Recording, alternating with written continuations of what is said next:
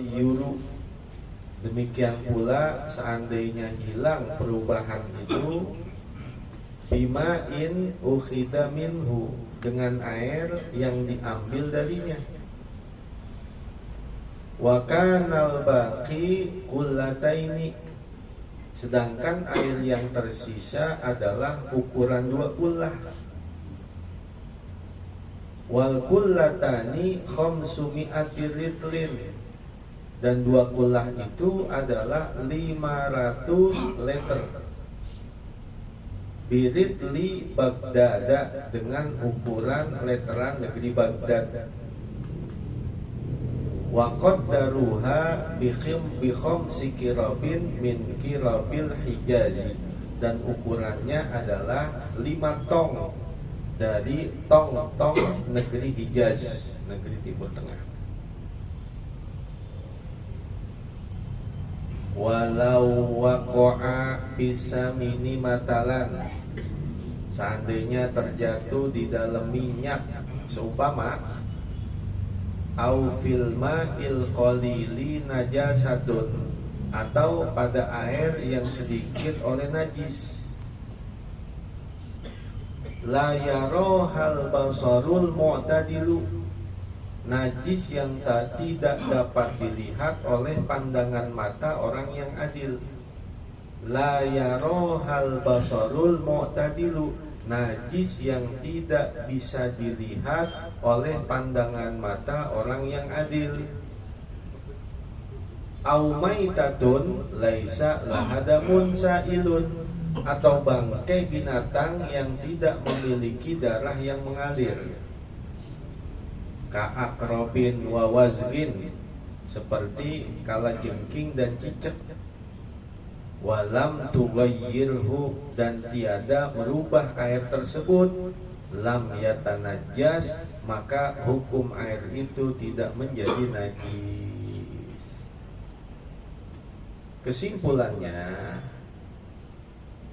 hukum air apabila kejatuhan najis ke dalamnya itu masuk dalam kategori ada yang najis dimaafkan pada pakaian dan tidak dimaafkan di air.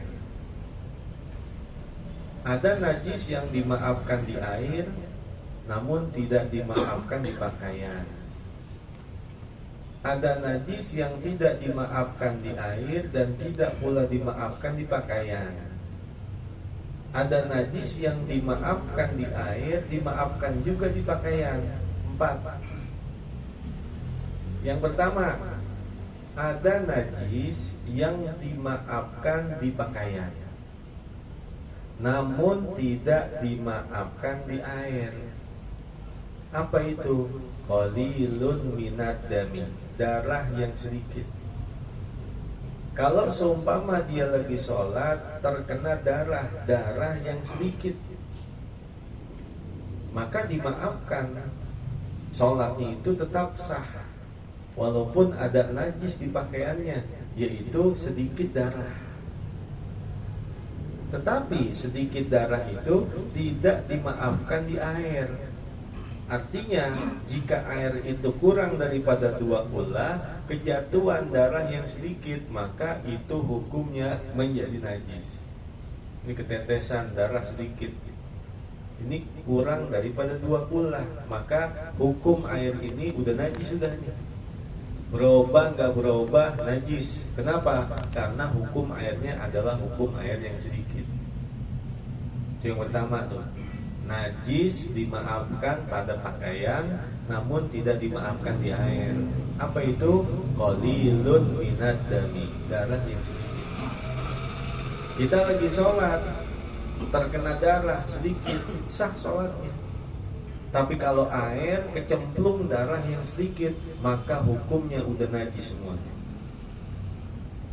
Yang kedua, ada najis yang dimaafkan di air namun tidak dimaafkan di pakaian. Kebalikannya.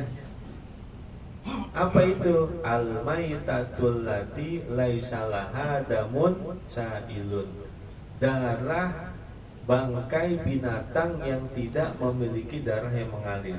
Bangkai binatang yang tidak memiliki darah yang mengalir itu dimaafkan di air, namun tidak dimaafkan di pakaian.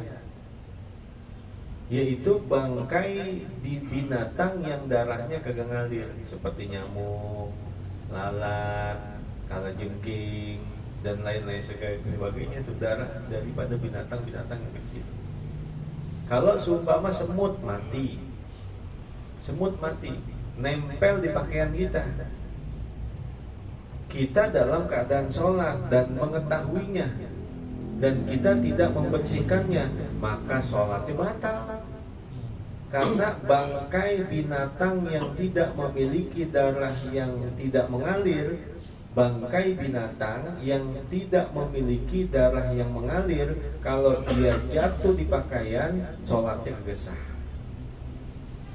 Nggak dimaafin itu, walaupun semut.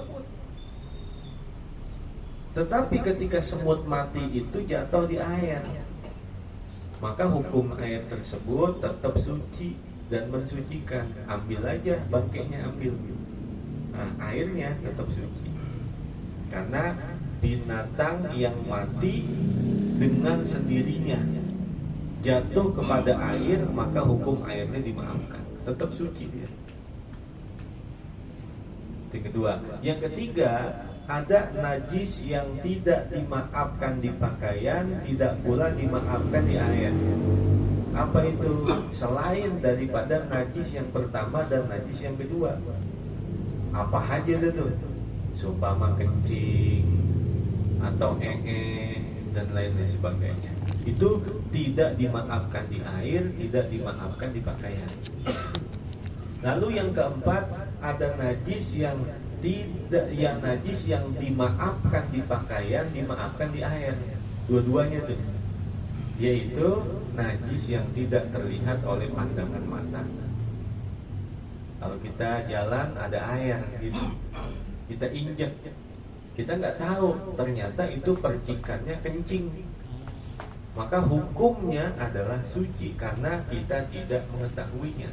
La yarahu lam la yarohal basarul mu'tadilu, najis yang tidak dapat dilihat oleh pandangan mata orang yang adil. Nah, itu.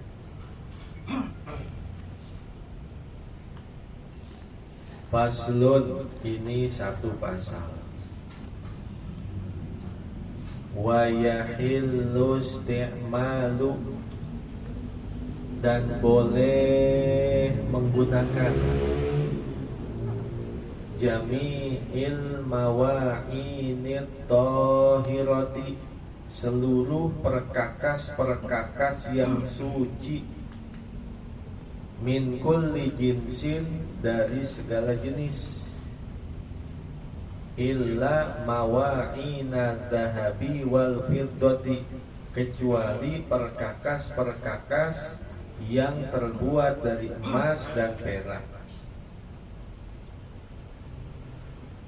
Fayahrumu isti'maluha, maka haram menggunakannya, ligoiri daruratin, dengan tanpa kedaruratan.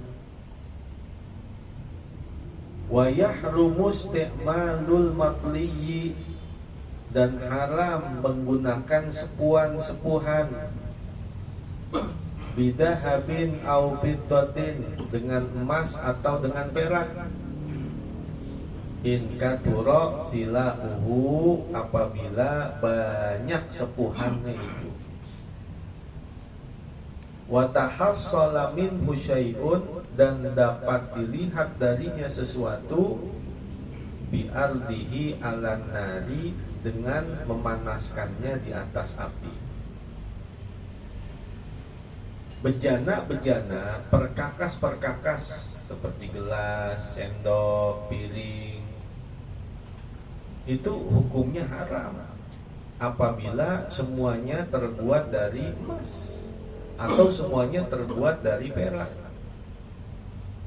Kalau mungkin kita nggak bisa ngebayangin, apa iya piring, gelas, sendok, garpu terbuat dari emas. Kalau orang-orang Eropa yang kayaknya udah kebangetan